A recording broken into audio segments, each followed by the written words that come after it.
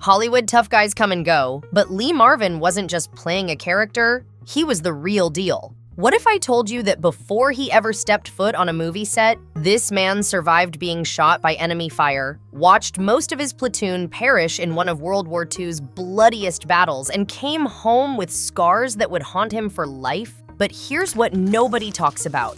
The moment he won his Oscar, he did something so unexpected that it left the entire audience speechless. And his personal life? It involved a groundbreaking lawsuit that literally changed American law forever. If you think you know Lee Marvin's story, think again. Before we dive into these shocking revelations, hit that subscribe button because what you're about to hear will completely change how you see this Hollywood legend. Picture this: February 19th, 1924, New York City. A baby is born who would one day become Hollywood's most authentic tough guy. But Lamont Waltman Marvin Jr. didn't start out tough. He started out troubled. His father, Lamont Sr., was a World War I veteran turned advertising executive. His mother, Courtney Washington Marvin, came from old American aristocracy and designed fashion. They had no idea their son would become both a war hero and a Hollywood icon. Young Lee was a nightmare for his parents, not because he was evil, but because his brain worked differently.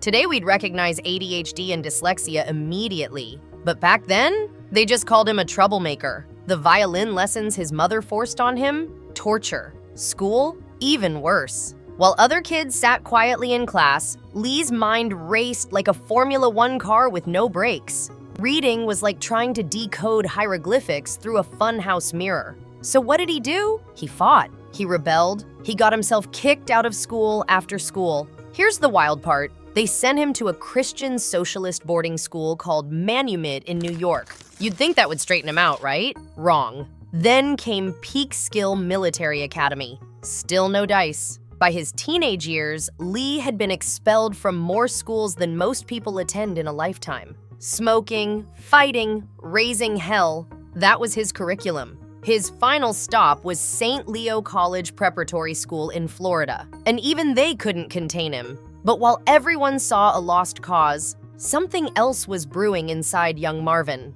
During weekends, he'd disappear into the then wild Everglades with a rifle, hunting deer, wild turkeys, and bobwhite. Out there, with no rules except nature's own, he found peace. Little did anyone know that these hunting skills would soon save his life in ways nobody could imagine. Then came December 7th, 1941, Pearl Harbor. Everything changed overnight. On August 2nd, 1942, 18-year-old Lee Marvin walked into a Marine Corps recruiting office. His father, the chief, as Lee called him, was furious. The old Marine veteran knew what his son was signing up for, and he wanted no part of it. But Lee was done taking orders from everyone except the Corps. Boot camp was brutal, but for the first time in his life, Lee thrived under the discipline. The same kid who couldn't sit still in school became a model Marine. Well, mostly. There was still that wild streak. He'd make corporal, lose it for fighting, make it again, lose it again.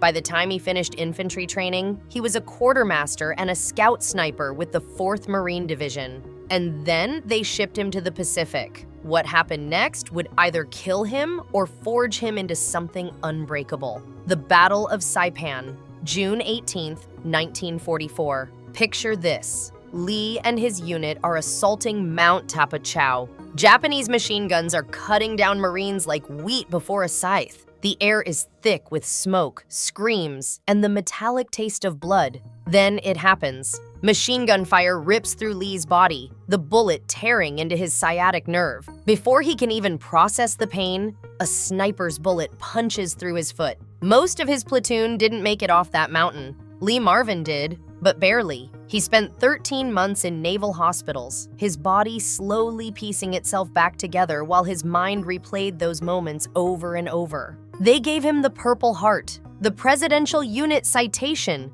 the Combat Action Ribbon, and more medals than he knew what to do with. But medals don't stop nightmares. Here's where the story takes an unexpected turn. After the war, Lee came home to Woodstock, New York, and got a job as a plumber's assistant. Yeah, the future Oscar winner was fixing toilets. But fate has a sense of humor. One day, he's repairing a toilet at a local community theater when the director runs up, desperate.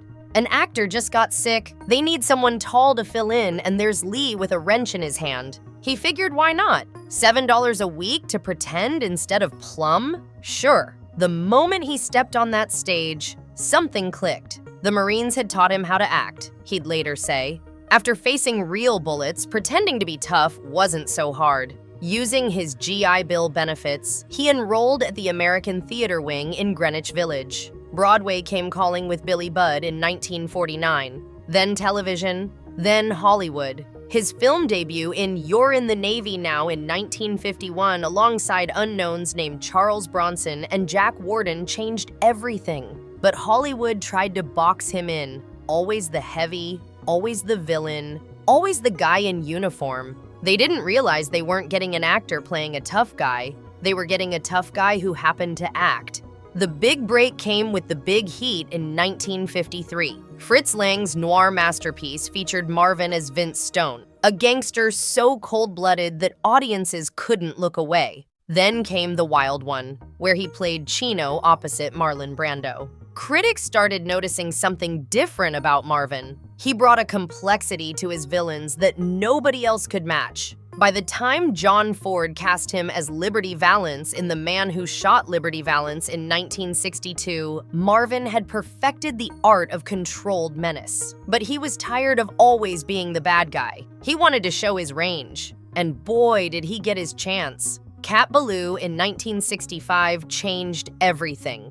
Jane Fonda was the star, but Lee stole the show playing dual roles, the drunken gunslinger Kid Shalene and his evil brother Tim Strawn. One brother was a stone-cold killer. The other couldn't walk straight after a few drinks. Watching Marvin switch between these polar opposites was like watching two different actors share the same face. Then came Oscar night, 1965. The envelope opens. Lee Marvin for Ballou. He walks up to the podium, and here's what nobody expected. Instead of the usual tearful thank yous, Marvin looks at the golden statue and says, "I think half of this belongs to a horse somewhere out in the valley." The audience erupts in laughter. Only Lee Marvin could share his Oscar with a horse and make it the most memorable acceptance speech of the night. But winning an Oscar doesn't mean your demons disappear. Marvin's drinking, which started in those Pacific Islands, was getting worse. During the filming of The Dirty Dozen in 1967, he disappeared from set. They found him at a local pub, completely intoxicated. Charles Bronson, his co-star and fellow veteran, had to threaten to physically harm him to get him back to work. The film became a masterpiece, but the battles behind the scenes were almost as intense as the ones on screen.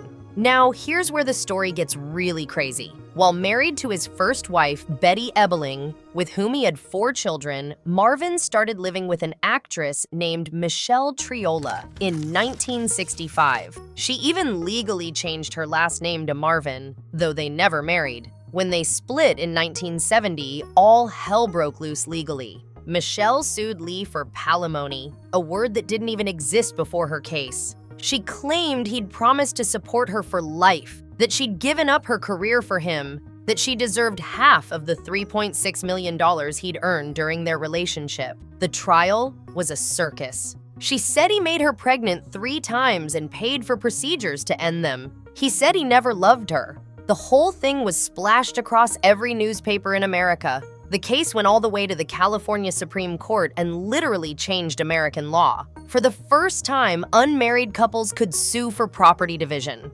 Michelle initially won $104,000, but it was later overturned on appeal. She got nothing financially, but she changed legal history forever. Palimony became a real thing because of Lee Marvin's messy love life. Meanwhile, Marvin had married his childhood sweetheart, Pamela Feely, in 1970, and they stayed together until the end. But the end came too soon. Years of heavy drinking had destroyed his body. In December 1986, he was hospitalized with a serious infection. 8 months later, on August 29, 1987, his heart gave out. He was only 63. But here's the most telling part of Lee Marvin's story. When they buried him at Arlington National Cemetery with full military honors, his headstone didn't mention Hollywood at all. No mention of the Oscar, the fame, the fortune. It simply read, Lee Marvin, PFC, Marine Corps, World War II. You see, Marvin understood something most people don't. He once said, stardom. They put your name on a star in the sidewalk on Hollywood Boulevard, and you walk down and find a pile of dog manure on it. That tells the whole story, baby. He knew fame was fleeting, but service was forever. The man who terrified audiences as Liberty Valance, who led the Dirty Dozen, who made us laugh in Cat Ballou, he didn't care about any of that at the end. What mattered were those terrible days on Saipan, the brothers he lost, the Purple Heart he earned with his blood. Today's actors talk about method acting and finding their character.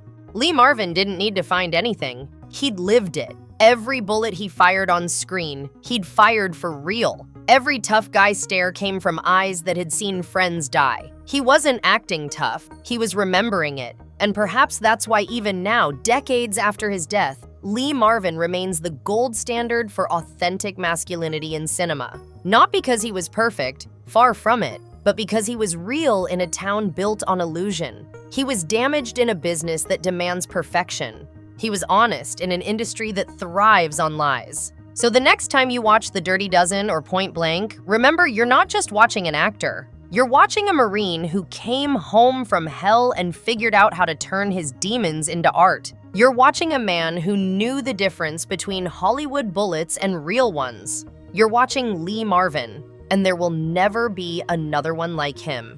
If this story of the real Lee Marvin surprised you, hit that like button and subscribe for more untold stories from Hollywood's golden age, because the truth is always more fascinating than fiction. Share this video with someone who loves classic Hollywood, and let me know in the comments, what shocked you most about Lee Marvin's incredible life?